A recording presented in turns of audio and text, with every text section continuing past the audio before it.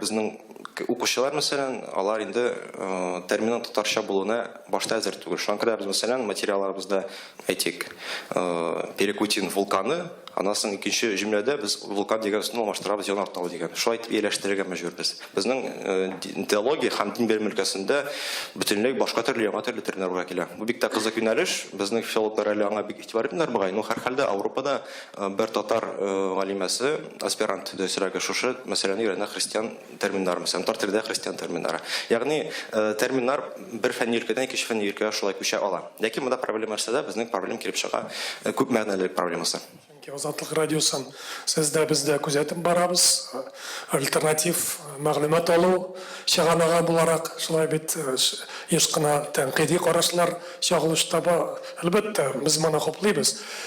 Һәм телләрне дә игътибар итми калмыйбыз. Азатлыкның бар булган фикерне мөмкин кадәр татарча әйтеп бирү, татарча аңлату омтылышларын без 100%-ка мин шәхсән үзем, минем коллегаларым да хуплыйбыз.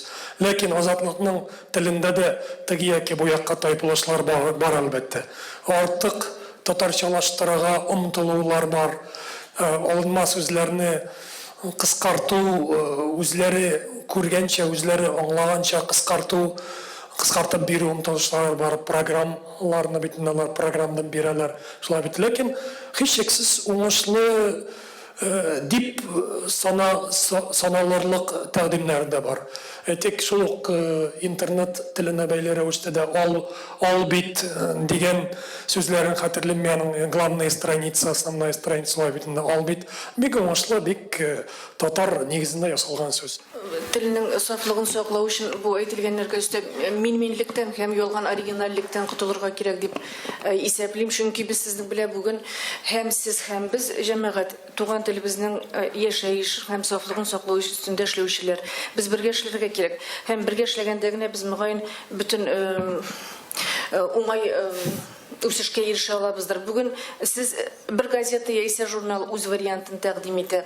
Галимнәр үзенекен сөйли, өченчесе үзенекен сөйли. Һәм безнең бүгенге көндә сөйкән телефон шалтыраткыч тагын нәрсәләр мин шулай уйлыйм дигән әйбер һәм биредә сүзлек төзергә омтылу, без анда башкача укытырга омтылу, бу төрлелек безнең телебезне чуарлауга юкка чыгуга китерә. Бүген бит безнең бик зур проблема җәмәгать. Әгәр кеше үз гыйлемен әдәп белән куллана икән, татар теленең сафлыгы сакланачак.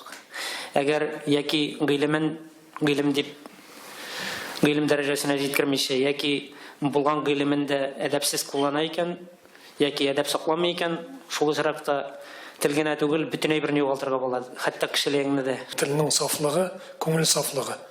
Күңел сафлыгына мин бик тирән киң мәгънә салам. Аңда булса милли җанлы булу.